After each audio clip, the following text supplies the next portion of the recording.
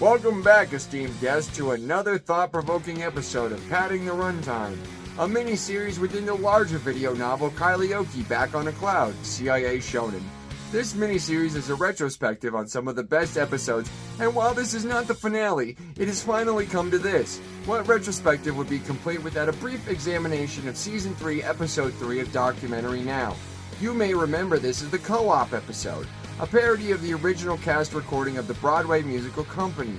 From beginning to end, the co-op episode of Documentary Now is very illustrative in bringing some of the more nuanced themes of my work to life. Themes such as what it's like to be the Holy Ghost, information degradation, and abuse. Is this a riddle? I'm really intimidated by you right now. For instance, the show is introduced to us by Helen Mirren, a British person. Why did they feel the need to hire a British person? For the heightened comedy, of course. You see, British people are the gold standard for adding an air of legitimacy, I don't know why, making this parody seem more official and perhaps to dupe some couch surfers who don't know any better. This is pretty much how the British created revisionist history. I too have put a more proper speaking tone on to irreversibly change some of the symbology in my own work. The technique is simple and one anyone can master. So effective, in fact, several professionals and academics now waste their life combating people like me who destabilize models of reality within people's minds. Models such as hubris and arrogance, which brings me to the holy trinity, if you will, of co-op. Two playwrights and my character, the sound engineer, whose job it is to say stuff like this. You all got terrible reviews, and the show is closed, but you know what? Let it go. That's my gift to you. I swear, it is like the most pleasant schizophrenia and the stupidest OCD. I wake up and there are people in my phone. Depending on the time of day, some are cool, some are not. In the morning, there's British people and that sucks. In the afternoon, I'm chilling with K-pop stars and the Yakuza and Yakuza in Japan.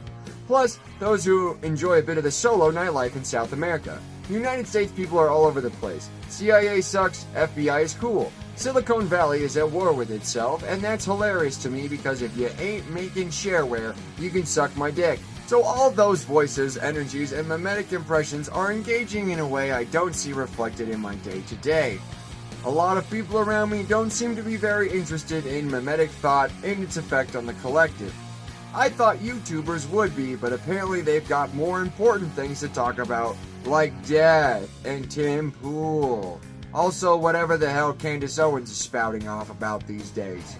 I ditched her and the FBI psychically to go get freaky with the Koreans, and honestly, great decision. But I'm trying to get better at being kind about these things. And that's what co-op really is about. Kindness, or lack of it. Kids like that don't grow up. No, they shoot up and die. Man, you're an angry guy. The story is told through three groups: the Trinity, the actors, and the orchestra. These aren't archetypes. This video has no bearing on your life beyond connecting with someone to build familiarity if we ever need to pull off hijinks. So the Trinity revolves around that charming man I alluded to being akin to, and the two playwrights. I'll call them Turtleneck and Slickback. Turtleneck is a Yahweh type, abusive and callous. Yet, at the end, he says this. When you lean into a rhyme, you shatter the conversational tone of the lyric. It's like nails on a blackboard to me, and I love you all. Slickback, on the other hand, is off in his own world talking about how great his ideas are and how everyone feels like him. 200 units of apartments in that co-op. And that is 200 different stories, and we both thought there's a show in that. I actually said that's not a good idea for a show. Insert your favorite prophet here. I'm just going to refer to a generalized sun god and generalized earth god. Ra and Gaia, Zeus and Aphrodite, Yahweh and Jesus. They never get the names or the relationship right. And I had dreams about these two ever since I was a kid. They would be arguing about which way to go on a bridge until the bridge collapsed. That is, until I learned how to lucid dream and flew back onto the bridge. Then, last summer, I kicked off the recursive function of the universe by opening a nexus in the astroplane after inventing a sort of virtual machine of consciousness that took on a life of its own. So now, those two have to reckon with the fact that they don't get to Bing John Malkovich me, nor do they get to absorb my consciousness to do it themselves. Haha, suckers! You don't get to create a universe. None of this matters because it's literally in the past and will not contribute to your understanding of your place in life. much the same way the actors in Co-op didn't know their show had been canceled. Actors such as the doorman. Something from overnight insulin emergency providers? Going once, twice, nope. Okay, garbage time. Bye-bye, box. A stand-in for middlemen like anyone in finance and about half of administration. The doorman is basically a man who opens the door and blackmails people into tipping him during Christmas, threatening their marriages if they don't give him money and gifts. Again, the supposed gods of the show wrote him like this.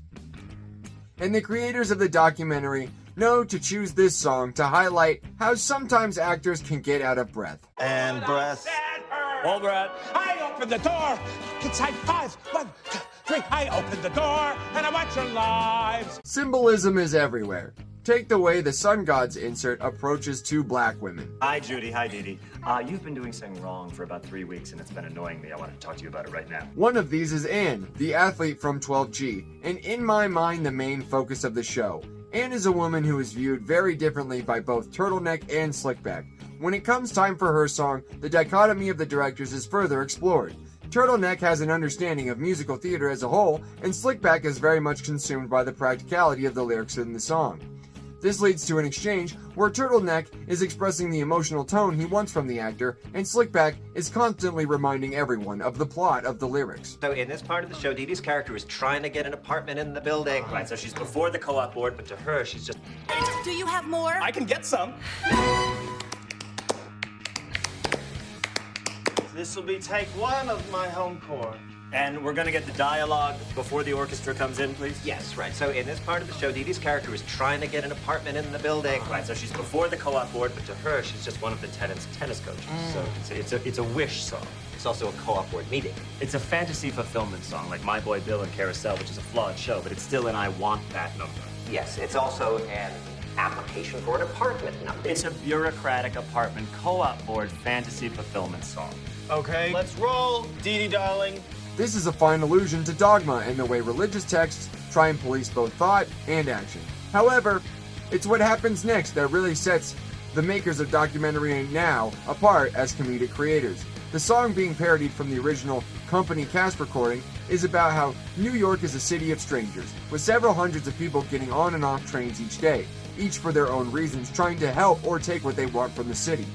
My Home Court takes this melody of passionate longing for connection and turns it into a self-reflective imagining of the perfect apartment in a building that is far from perfect. We, as the audience, know when she gets in there, she starts a coke habit and falls into a relationship because of it. But as she begins to describe the apartment, we get the feeling I've had so many times imagining a house with somebody. She mentions the art, the furniture, the feeling she wants to convey, and through it all, the colors she wants it to be. Beige accented by brown or vice versa. There's a nude by Abaddon just above the toilet. A naked guy with pubic hair, and he's sort of, I won't spoil it. The right erotic art says I'm sexual but smart. And the brown and the beige and the brown and the beige and the brown. There are 5 songs in this show, and My Home Court is in the middle. It is the turning point.